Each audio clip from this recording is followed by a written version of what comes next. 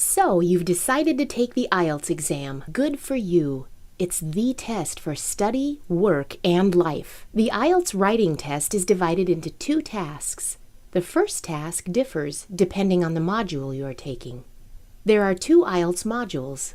The IELTS academic module is generally taken by anyone intending to pursue higher education studies in an English-speaking institute or country.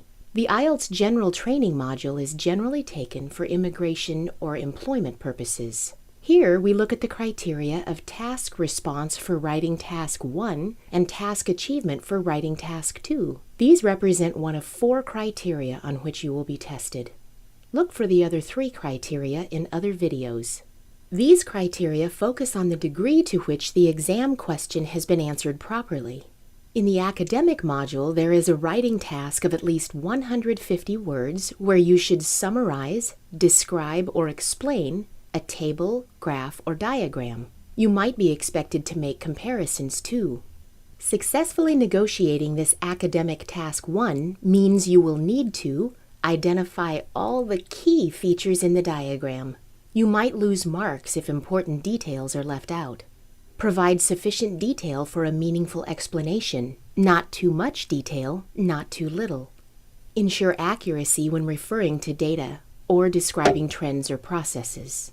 It's important to write a clear overview. This means summarizing the most significant trends or features from the data or information in the diagram.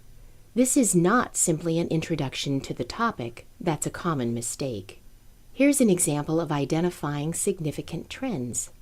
Looking at this graph, we would say, from the graph it is apparent that participation of both men and women in full-time employment has increased over this time period. However, while the numbers of women are generally increasing, the numbers of men in part-time employment are fluctuating. In a question requesting a process description, the overview might identify the key stages in the process. For instance, how many stages there are and what each are, briefly. In the General Training module, there is a letter writing task of at least 150 words. In this task, explain the reason for the letter. Include all the points mentioned in the question, and use a consistent and appropriate tone. In both modules, Task 2 is a short essay task of at least 250 words. You are expected to present your opinion on a specific topic, supporting your ideas with evidence. Task 2 contributes more to your overall writing mark than Task 1.